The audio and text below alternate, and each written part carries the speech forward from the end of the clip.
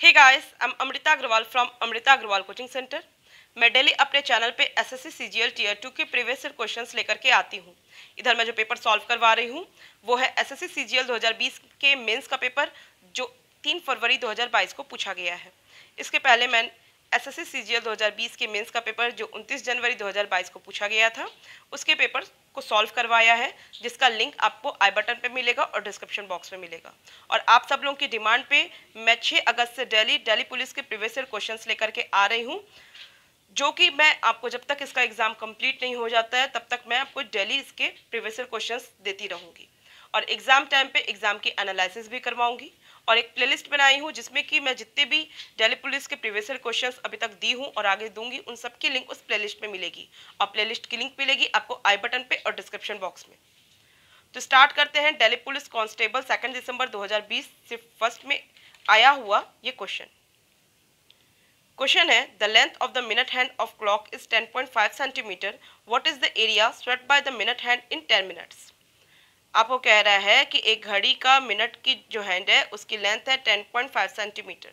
तो बताइए कि 10 मिनट में ये कितनी एरिया स्वेप्ट करेंगे, मीन्स कितनी एरिया कवर करेंगे।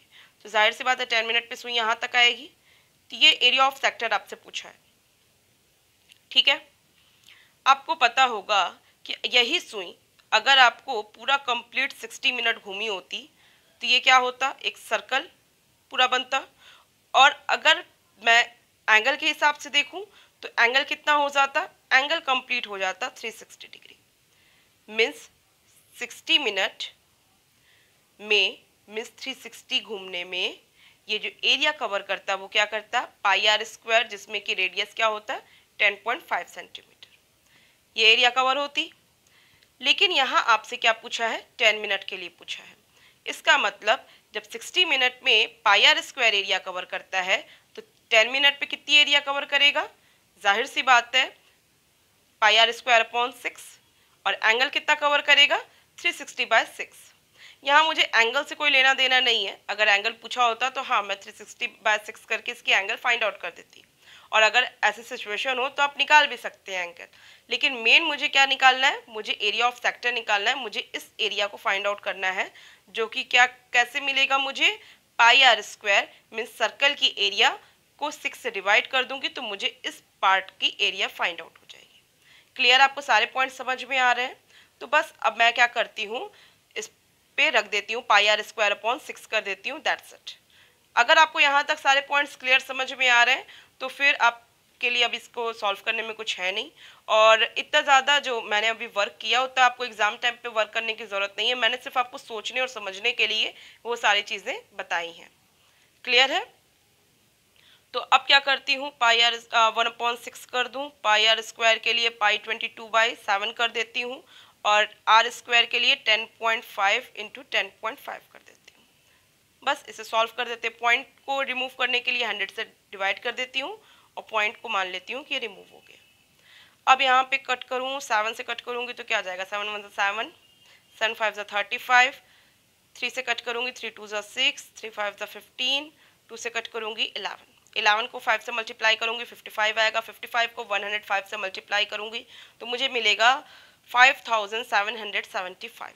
तो 5775 डिवाइडेड बाय 100 मीन्स मुझे क्या वैल्यू मिलेगी, 57.75। और ये आपको जो वैल्यू आएगी सेंटीमीटर स्क्वायर में होगी, यहाँ गलती से सेंटीमीटर लिखा है। तो आई होप आपको सारे पॉइंट्स क्लियर समझ में आ गए हैं। किसी को कोई भी डाउट हो तो आप मुझे कमेंट बॉक्स में दीजिएगा। मैं नेक्स्ट क्वेश्चन पे चलती हूँ।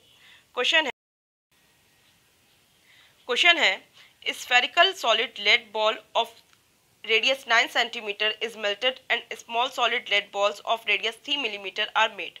What is the number of small balls? तो जो स्मॉल बॉल्स जो बन रहे हैं उनकी गिनती आपसे पूछ रहा है कि कितने होंगे, जबकि इस ये जो बड़ा बॉल है जिसकी की रेडियस 9 सेंटीमीटर है उसे मेल्ट करके एक कई छोटे छोटे बॉल्स इक्वल साइज के बनाए जा रहे हैं जिसकी रेडियस 3 मिलीमीटर है। ठीक है, तो आपको पता होगा कि इसकी अगर आपको गिनती फाइंड आउट करनी है कि कितने नंबर ऑफ बॉल्स होंगे तो उसके लिए आप क्या करेंगे, एक ये जो बड़ा बॉल है जिसको मेल्ट किया गया है उसके वॉल्यूम से डिवाइडेड बाय स्मॉल बॉल्स का एक स्मॉल बॉल के वॉल्यूम से डिवाइड करेंगे, मुझे नंबर ऑफ बॉल्स पता चल जाएंगे। ऐसा मैं इसलिए कह रही हूँ क्योंकि आप कोई भी सॉलिड को, कोई सॉलिड बॉडी को जब मेल्ट करते हैं और एक नई सॉलिड बॉडी बनाते हैं, या एक से ज़्यादा भी अगर आप नई सॉलिड बॉडी बनाते हैं, तो जिसे आपने मेल्ट किया मीन्स इसका जो वॉल्यूम है वो वॉल्यूम तो बदलेगा नहीं, वॉल्यूम उसका वही रहेगा।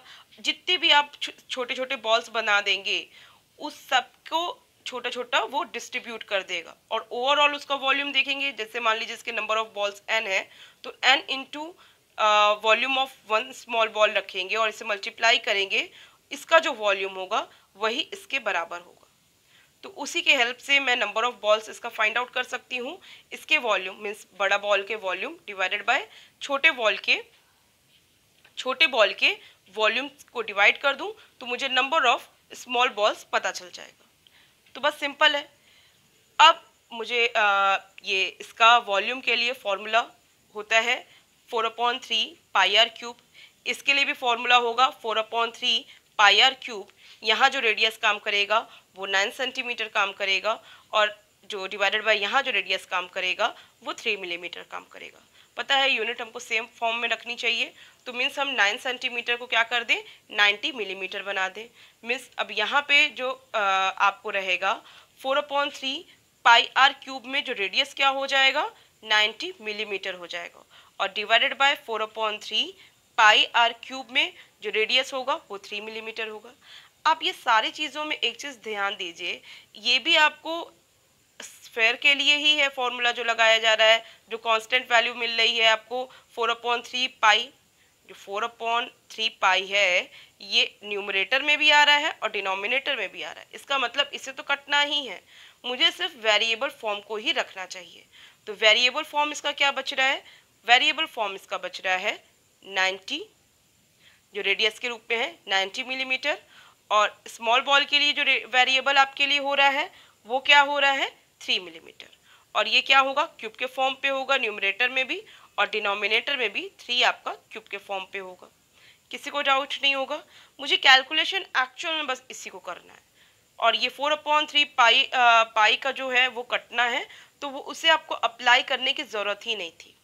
तो जब भी आपका एक जो सॉलिड बॉडी है दूसरे सेम फॉर्म की सॉलिड बॉडी में जाती है, तो आपको वहाँ पे सिर्फ उसके वेरिएबल को ही देखना होता है, ना कि कांस्टेंट को, क्योंकि कांस्टेंट दोनों साइड कट जाएंगे।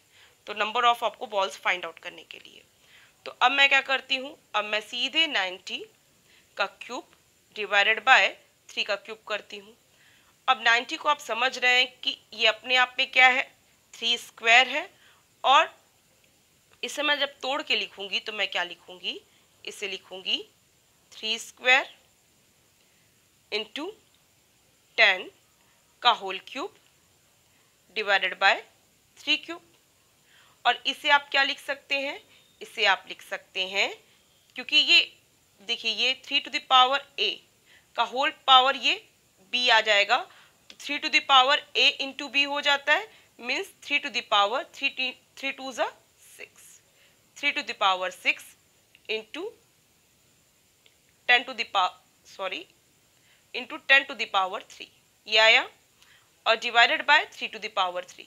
अब आप समझ रहे हैं डिनोमिनेटर में 3 टू द पावर 3 है, तो ये जब 3 टू द पावर 3 ये ऊपर जाएगा तो ये क्या हो जाएगा 3 टू द पावर 6 माइनस 3 हो जाएगा, और इस तरीके से आपको जो फाइनल मिलेगा वो क्या मिलेगा, वो मिलेगा 3 to the power 3 into 10 to the power 3, और ये आपको वैल्यू क्या होगी 3 टू द पावर 3 होती है 27, और 10 टू द पावर 3 होती है 1000, तो 27,000 आपकी वैल्यू आएगी, जो कि ऑप्शन फर्स्ट है।